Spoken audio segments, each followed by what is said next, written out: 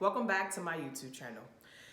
Now, with recent events that have happened in the world, the death of Kobe Bryant and his daughter, I wanted to do a video about how you're living life, whether you are thriving or are you surviving.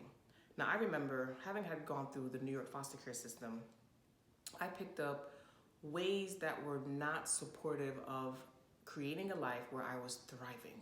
And I want you guys to thrive, not survive, because I know the difference. And sometimes you may not know what the difference is because you're living day to day, you're in survivor mode. I get it. For example, I remember always working 2 to 3 jobs at one time just to make ends meet because I was in a scarcity mindset. I wasn't in an abundance mindset where I know or was reminded that the universe is abundant. There are sources of abundance that looks different. I could have been generating different types of income in different ways, in creative ways, but I didn't know that. I was doing what I knew, and what I knew was surviving, working 2 to 3 jobs and going to school, being attached to how money came to me, not being open to receive the different forms of abundance that the universe has to offer. So let's jump in. 1, you'll know whether or not you are surviving or thriving based on how you feel. Now, I remember when I was completing my last year at John Jay College, right? I think I had been out of the New York foster care system maybe 2 years by that time. And I remember just always feeling low energy, right? Low energy, feeling a lot of anxiety. I suffered from depression a lot back in the day. All those feelings, all those negative, low energy feelings contribute to living a life where you are merely surviving, right? Versus if you are thriving, you're feeling good, amazing, you're in gratitude. I've learned that gratitude is definitely the attitude. When you tap into gratitude, it makes you feel amazing and it brings forth more things that you say you want. And who doesn't want to feel good, right? Remember, it feels good to feel good. And so pay attention to how you feel in your body. Pay attention to how you interact with other people. I was always angry, so I was always rude, cursing somebody out because I was tired most of the time, annoyed, and in that low vibration. I don't want you feeling low. I want you feeling amazing and upbeat and just high so that way you can attract what it is you say you want, right? Also, check in with your beliefs. Check in with your beliefs around money, around relationships, around the story that you're making up as to whether or not you can have what it is you say that you want. For example, I remember having dreams, goals, aspiration, and thinking to myself, that's never gonna happen. I'm never gonna be able to achieve that. How is this gonna happen? The how is really not your concern. Leave it up to God, the universe, Allah, whatever resonates with you, whatever you call the higher power in your life. Leave it up to that power.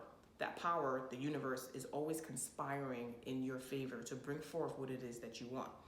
Once you're clear and you've put it out to the universe what it is that you want, the right people are going to show up, the right circumstances are going to show up. It's like magic.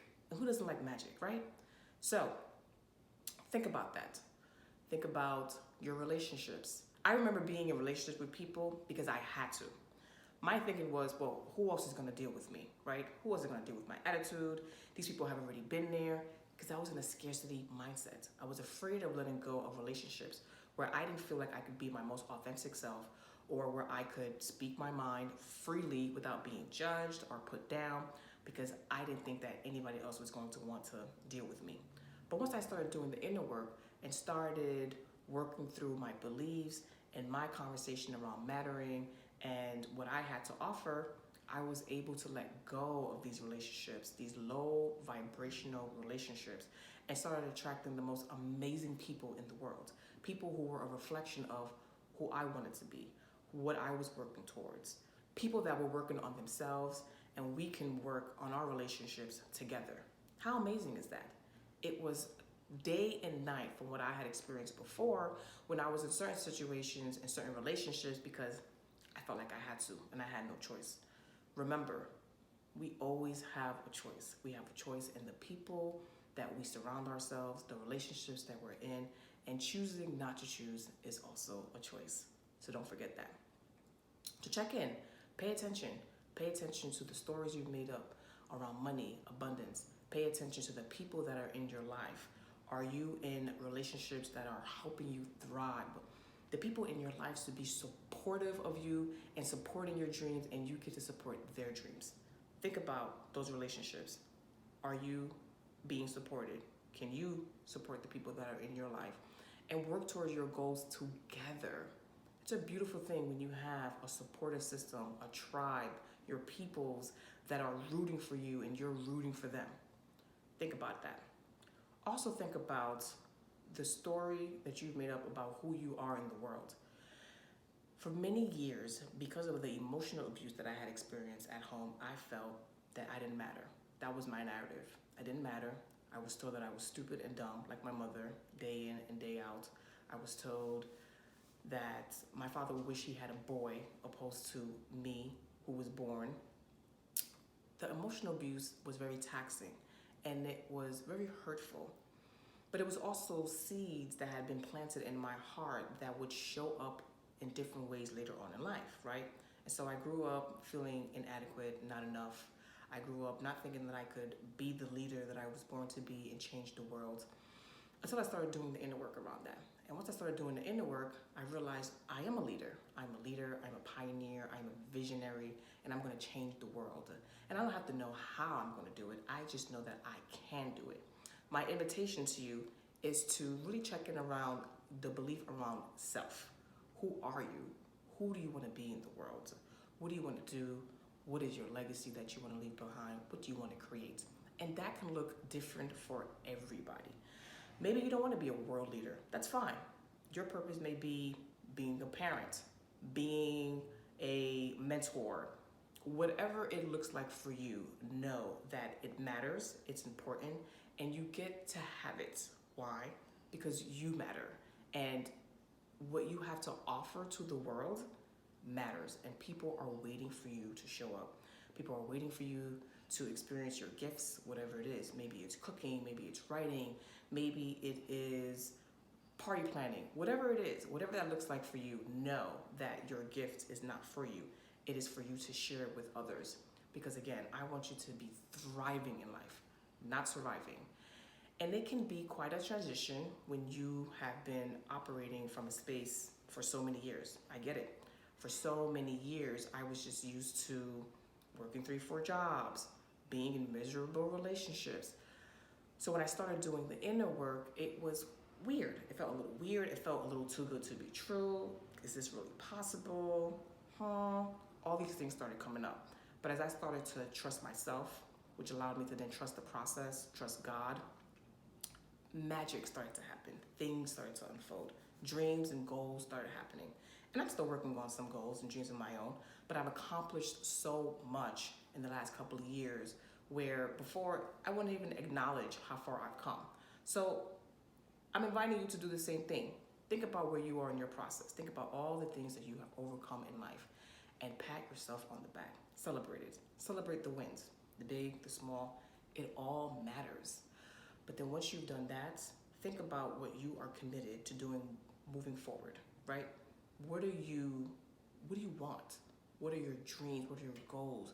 Know that it is possible and it is waiting for you. And I'm excited for you because I want to see you, again, thrive.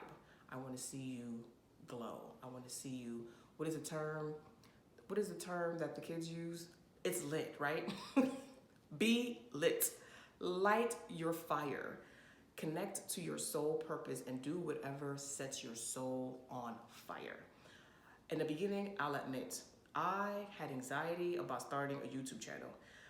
But the reaction and the feedback that I've been getting thus far has been amazing, and it also supports me in continuing to put out this content. People are sending me DMs on Instagram, quoting me on Facebook, and it's like, oh, well, they're talking about me. And so I say that to say, people are waiting for you to show up. Do it. Do it scared. Do it anyway, right? Just move and know that everything that you need is within you. And once you're clear on what it is that you want to do, what you want to create, and you put it out there in the world, enroll your friends and family, and know that it will happen. I believe in divine time. Things may not happen as fast as you want it to happen. Trust me, I know. I'm a bit of an impatient person, so I get it. But what I'm learning is that everything happens in divine time. When does it happen? Divine time. So be patient. Be patient and be loving and show yourself grace and compassion within the process. That's important. You want to always acknowledge where you are. Always acknowledge where you are in the process. You always want to acknowledge the feelings that come up and not beat yourself up because you may not be where you think you're supposed to be. Because what I've also learned is wherever you are in your journey, you are exactly where you are supposed to be. Trust that. You are being guided. You are being guided. You are loved. You are supported. Remember that. So again, I hope some of these tips have supported you so that way you can start thriving and not surviving. My challenge to you is, again, think about the relationships that you're in. Are they helping you? Are they feeding you? Are they growing you? Are they supporting your vision for the world? Think about the beliefs. Think about whether or not you are being open to abundance, different forms of abundance, being open to different ways your dreams can come true. Think about this. Journal, write, and feel free to share below with me. Also, make sure you're following me on IG at Pamela J. Campbell. I love hearing from you guys. Please continue to reach out, and I'll see you next time. Bye.